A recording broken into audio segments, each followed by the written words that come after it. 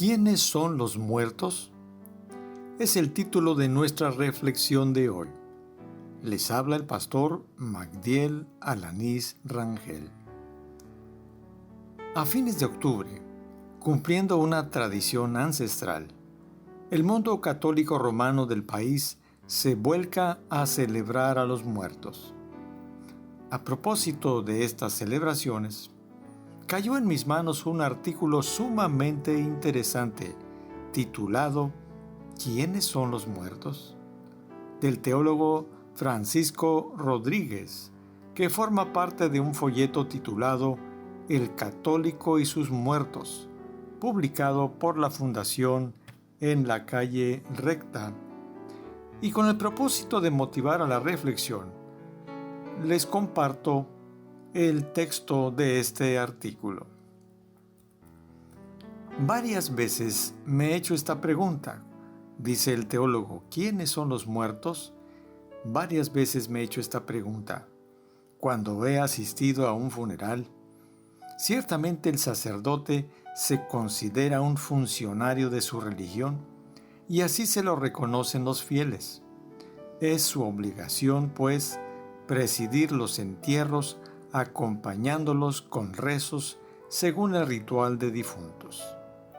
Con este libro en la mano, el sacerdote hace los mismos rezos en el funeral de uno que haya llevado una vida más o menos honrada que en el funeral de aquel que toda su vida fue un sinvergüenza, e incluso en el de aquellos que no han pisado la iglesia en toda su vida.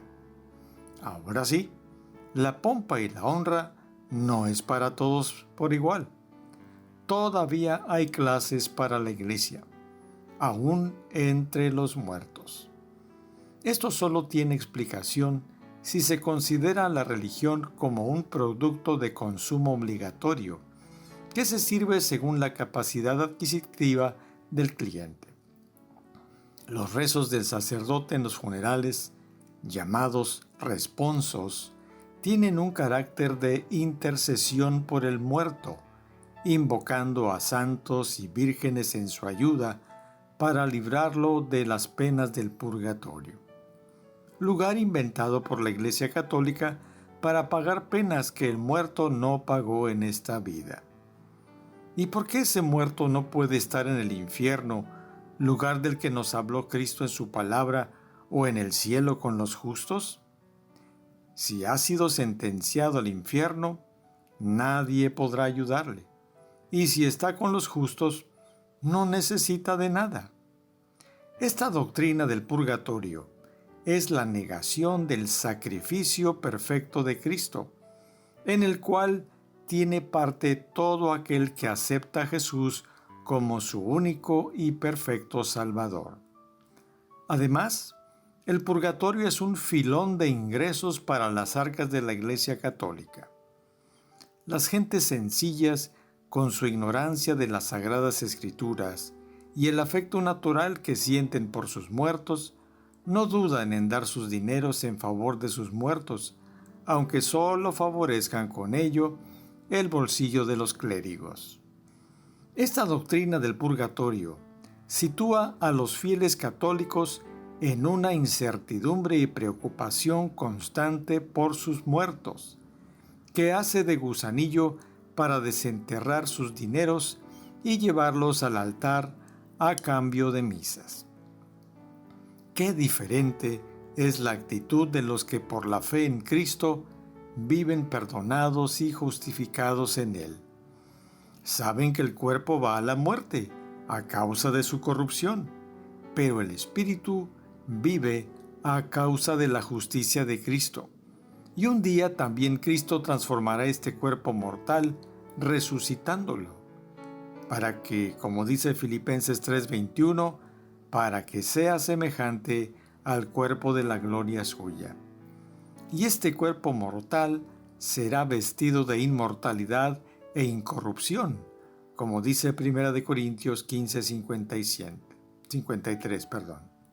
También dice Jesús, el que cree en mí, aunque esté muerto, vivirá.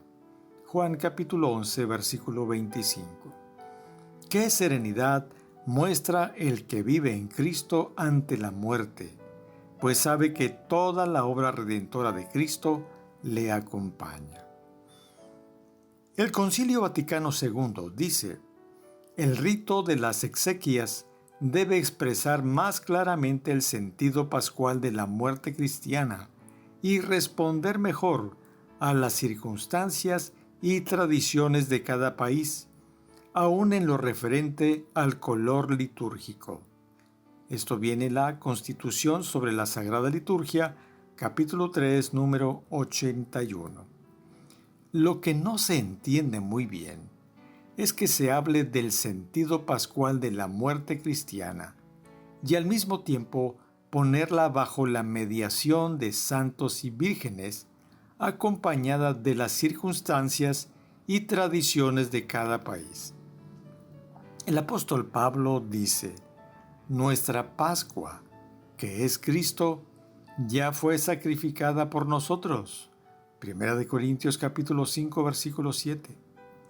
Tanto en la vida como en la muerte, nuestra existencia tiene un sentido pascual en Cristo, porque Cristo es la resurrección y la vida.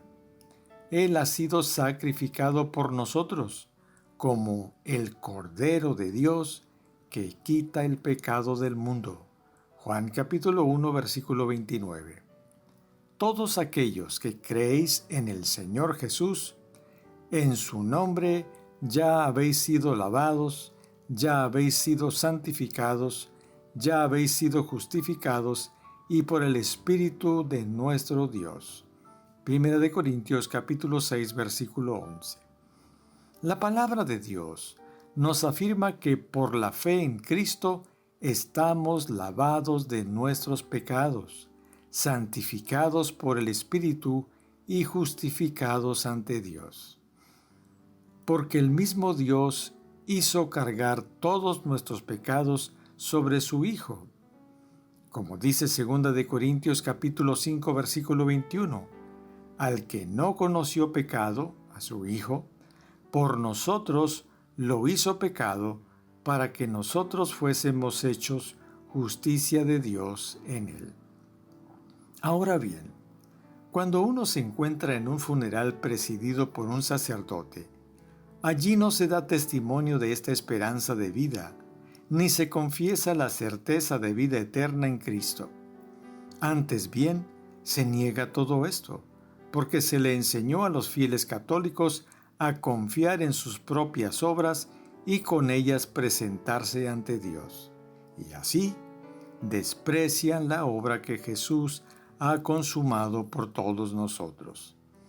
Por eso tienen que buscar otras ayudas, como son los llamados santos y vírgenes de su devoción, y como colmo de sus desvaríos, se creen con el poder de aplicar misas como sufragio por las culpas y penas de los muertos. Esta práctica está tan arraigada en el pueblo católico que he visto a personas maldecir a Dios por la muerte de un familiar y sin embargo pagar al sacerdote misas y más misas por ese muerto. A esas personas yo mismo les he dicho: eso no le vale para nada al muerto y es un testimonio de incredulidad e idolatría en contra de vosotros. El único sacrificio válido lo realizó Cristo, ofreciéndose a sí mismo en la cruz, habiendo obtenido eterna salvación, y de una vez y para siempre.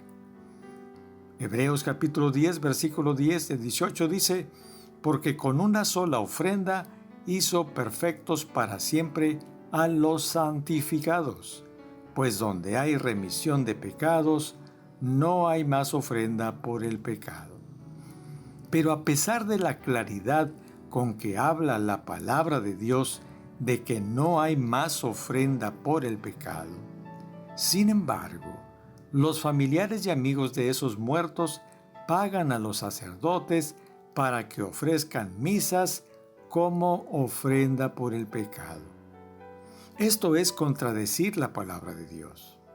En tal situación, ¿quiénes son los muertos? Son todos los que anuncian el reino de la muerte sin esperanza ni consuelo. Pero Jesús te dice, deja a los muertos que entierren a sus muertos, y tú, ven, sígueme y anuncia el reino de Dios. Lucas capítulo 9, versículo 60. Amigo que me escuchas, espero que esta reflexión del Dr. Francisco Rodríguez te permita meditar con seriedad en la realidad de la vida eterna a partir de la palabra de Dios. Que Dios te bendiga. Soy tu amigo el pastor Magdiel Alanís Rangel.